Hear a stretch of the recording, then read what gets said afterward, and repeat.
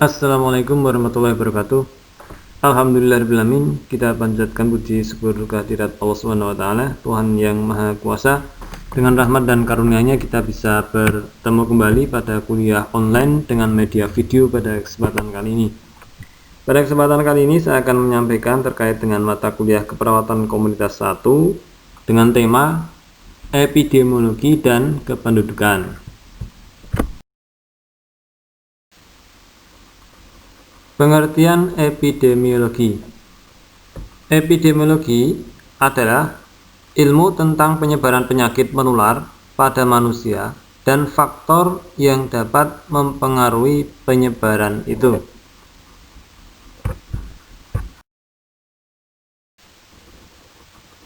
Tujuan epidemiologi adalah untuk A. Menggambarkan status kesehatan populasi, B. Menentukan sebab masalah kesehatan, C. Menentukan riwayat alamiah suatu penyakit, D. Mengevaluasi suatu tindakan intervensi kesehatan, E. Meramalkan terjadinya masalah kesehatan di populasi, F.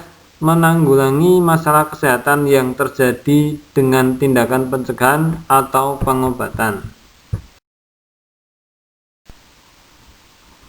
Kegunaan epidemiologi. Epidemiologi berguna dalam 9 hal, yaitu 1. Penelitian sejarah, apakah kesehatan masyarakat membaik atau menjadi lebih buruk. 2. Diagnosis komunitas, masalah kesehatan yang aktual dan yang potensial. 3. Kerjanya pelayanan kesehatan, yaitu efikasi, effectiveness, dan efisiensi.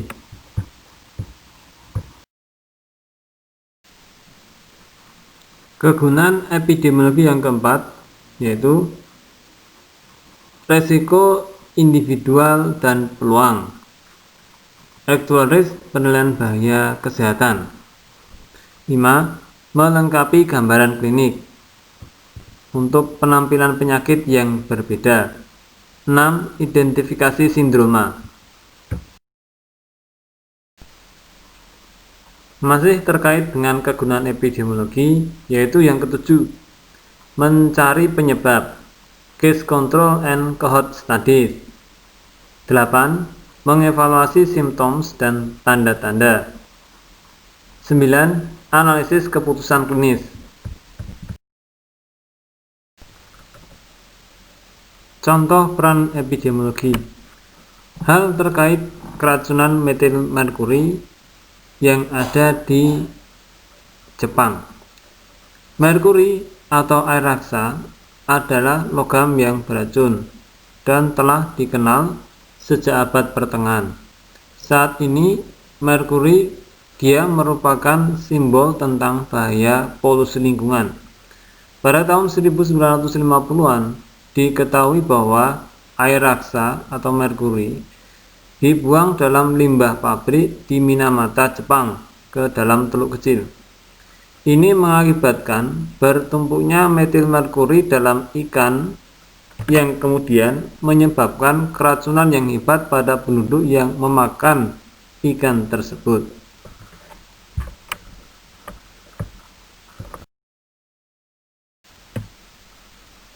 Berikut ini adalah gambar letak teluk Minamata yang ada di Jepang. Di dekat teluk itu ada pabrik yang mana membuang limbah merkurinya ke dalam teluk, sehingga ikan-ikan yang ada di dalam teluk itu memakan metil merkuri. Kemudian ikan yang ada di teluk itu ditangkap oleh nelayan dan setelah itu dimakan oleh orang yang mengkonsumsi ikan itu, sehingga orang itu terkena keracunan metil merkuri. Epidemiologi digunakan untuk mempelajari penyebaran penyakit tentang keracunan metil merkuri yang ada di Jepang, yang mana limbah pabrik yang mengandung metil merkuri itu dibuang di teluk yang kemudian dimakan oleh ikan yang ada di teluk itu, dan ikannya ditangkap oleh manusia sehingga manusia mengkonsumsinya, dan ini merupakan faktor penyebaran penyakit epidemiologi karena mengkonsumsi ikan yang mengandung metil merkuri. Epidemiologi juga bisa digunakan untuk memetakan penyakit, yang mana sebuah penyakit itu dipetakan dari faktor resiko yang menyebabkan penyakit itu, kemudian apa yang perlu dilakukan untuk mencegah supaya tidak terjadi penyakit itu. Misalnya penyakit jantung koroner. Faktor resiko penyebab penyakit jantung koroner ada berbagai macam, diantaranya adalah kebiasaan merokok, kemudian stres, kemudian olahraga dan minum alkohol. Kemudian hal yang bisa dilakukan untuk melakukan pencegahan PJK yaitu mengurangi kebiasaan merokok, mengurangi stres, melakukan olahraga rutin, dan menghindari alkohol. Berikutnya kita akan belajar tentang pengertian kependudukan atau demografi. Kependudukan disebut juga sebagai demografi, merupakan tulisan-tulisan tentang rakyat atau penduduk, sehingga dijelaskan bahwa demografi mempelajari tentang jumlah, persebaran teritorial, komposisi penduduk, serta perubahan-perubahannya dan sebab-sebab perubahan tersebut.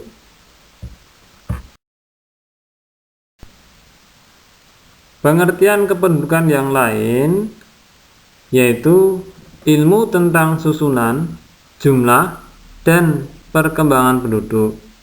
Ilmu yang memberikan uraian atau gambaran statistik mengenai suatu bangsa dilihat dari sudut sosial politik, atau disebut juga ilmu kependudukan. Itu menurut KBBI. Tujuan dan penggunaan demografi kependudukan. Tujuan mempelajari demografi antara lain: 1. Mempelajari kuantitas dan distribusi penduduk dalam satu daerah tertentu. 2. Menjelaskan pertumbuhan masa lampau, penurunan, dan penyebarannya. 3. Mengembangkan hubungan sebab akibat antara perkembangan penduduk di masa datang. 4. Mencoba meramalkan pertumbuhan penduduk di masa datang dan kemungkinan konsekuensinya.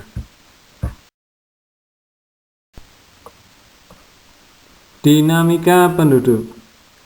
Dinamika penduduk akan melahirkan push and pull teori, yaitu pertumbuhan penduduk merupakan keseimbangan yang dinamis antara kekuatan-kekuatan yang menambah dan mengurangi.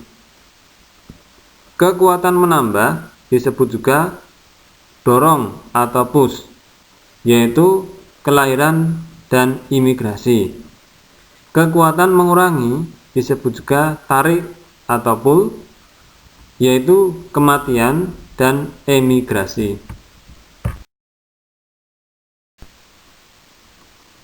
Komponen pertumbuhan penduduk. Perubahan penduduk Indonesia yang selalu bertambah dari tahun ke tahun disebut sebagai pertumbuhan penduduk. Pengukuran laju pertumbuhan penduduk contohnya yaitu rate of natural increase, pertumbuhan penduduk alami. Rumusnya adalah PT sama dengan PO plus B min D plus MI min MO.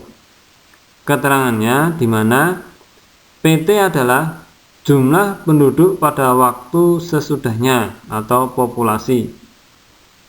PO jumlah penduduk pada waktu terdahulu atau awal. B adalah kelahiran yang terjadi pada jangka waktu antara kedua kejadian tersebut. B sama dengan birth. D. Jumlah kematian yang terjadi pada jangka waktu yang sama. D sama dengan death. MI yaitu migrasi masuk pada jangka waktu yang sama. M itu artinya migration. MO migrasi keluar pada jangka waktu yang sama. Pertumbuhan penduduk di suatu daerah disebabkan oleh faktor-faktor demografi, antara lain 1. Angka kelahiran, yaitu terdiri dari fertilitas atau natalitas atau birth rate. 2. Angka kematian, disebut juga mortalitas atau death rate. 3. Migrasi masuk, yaitu imigrasi, adalah masuknya penduduk ke suatu daerah tempat tujuan, area of destination. 4. Migrasi keluar atau emigrasi, yaitu perpindahan penduduk keluar dari suatu daerah asal atau area of origin.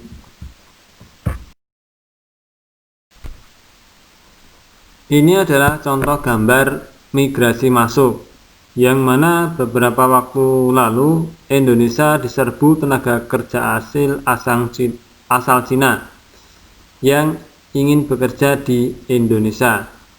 Ini merupakan migrasi masuk. Sedangkan ini adalah contoh gambar migrasi keluar, di mana para penduduk Indonesia ingin bekerja ke luar negeri untuk menjadi TKI atau tenaga kerja Indonesia di luar negeri. Selanjutnya kita akan belajar tentang model pertumbuhan penduduk. Menggambarkan komposisi penduduk dalam waktu tertentu. Komposisi penduduk ini perlu dikenal untuk 1. Mengetahui sumber daya manusia yang tersedia atas dasar umur maupun jenis kelamin. 2. Mengambil kebijakan yang berhubungan dengan kependudukan. 3. Studi komparatif antar daerah. 4. Mengetahui proses demografi. Itu beberapa hal yang bisa diketahui dari model pertumbuhan penduduk.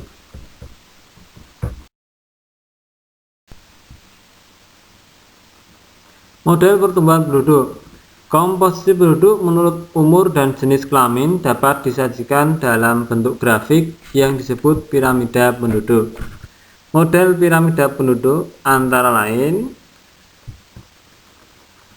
yang pertama, ciri angka kelahiran kasar. Jenis piramidanya ada muda, tetap, dan tua.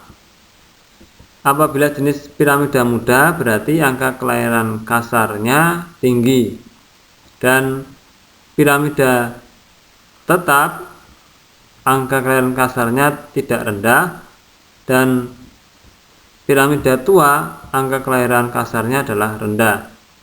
Sedangkan untuk angka kematian kasar pada piramida muda itu adalah rendah, sedangkan pada piramida tua itu adalah sangat kecil.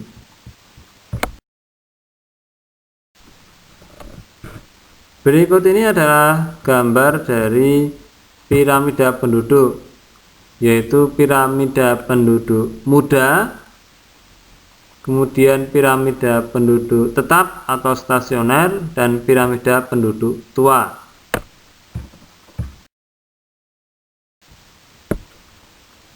Negara dengan model piramida penduduk muda, contohnya adalah negara-negara yang sedang berkembang, misalnya Indonesia, Malaysia, Filipina, dan India. Negara dengan model piramida penduduk tetap atau stasioner, contohnya bentuk piramida penduduk Jepang dan Singapura, serta beberapa negara yang tergolong maju. Negara dengan model piramida penduduk tua, contohnya piramida penduduk negara Jerman, Belgia, dan Swiss. Soal evaluasi. Setelah mempelajari materi, jawablah soal evaluasi dengan tulis tangan, nama, NIM, mata kuliah, dosen, tanggal pengerjaan, lalu upload di e-kampus sesuai waktunya. Soal 1. Apa pengertian dari epidemiologi? 2. Tuliskan 4 tujuan mempelajari demografi. 3. Apa sajakah 4 faktor demografi?